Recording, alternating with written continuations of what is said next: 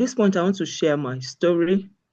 And my story begins like this, that as a young person, I hated anything that would lead to arguments on money.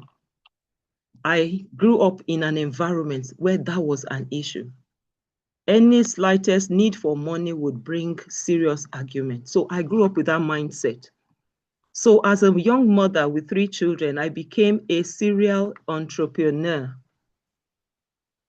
So I would do one thing or the other. I can do 3, 4 things at the same time. I was teaching secondary school science and maths. I get home, I run extra lessons for children in the neighborhood. I go to Okeari. Those who came from Nigeria, you would know where we call Okeari. I will go and buy provision for sale to sell from my house. I will go to the bakery to collect bread to sell. At the time, I was actually making the bread in the house. I even went ahead to rent a shop to start running a bakery. I will make kunu to take to church, to sell. From one thing to the other, I even had a chicken poultry where I raised chicken. It was fun for me at that age. I was quite energetic. I could just do 1,000 things at once. So this is also besides being a church worker, besides the family engagement, all the things you have to do for family, and so on. So I was just somebody who was from one thing to the other, and I just loved it. So when we relocated to UK, that was in 2002, of course, still busy with the family. Alongside with children growing up, I loved serving people. And one of the ways was selling African food stuff. So I had a shop, actually. I had a shop for selling, okay? And you know what it means? You as a woman and you alone, as the case was, trying to run a shop. If you look at most shops in the UK, you can see that there are 3 or 4 people running a shop. One person cannot man a shop. But I did that. In between that, I went back to school for business management and leadership.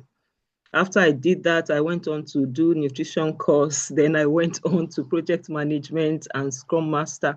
So I just found, pleasure in doing all these things. Okay. But then I was seeing seasons changing around me. People, though very busy, doing one thing or another, including myself, were not still maximizing their potential. So you can imagine that thought in my head. I was still feeling stuck somehow, even though I was very busy. And that's the situation with many people. So you find out that it's not because they are lazy or they're incapable of doing something, but it's just that something is still not right. So as seasons were changing, the consciousness of the digital era came in.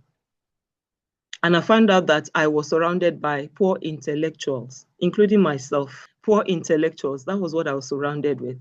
And I felt, no, there's something still not right. Okay, so I tried doing something about this thing, stepping out to mentor people who were stuck. But then I was stuck myself because in the process, there were a few things that was missing. Okay, I was not tech savvy. So I started getting frustrated when I do one thing, especially on social media, and it is shut down. And I'm like, what is going on here?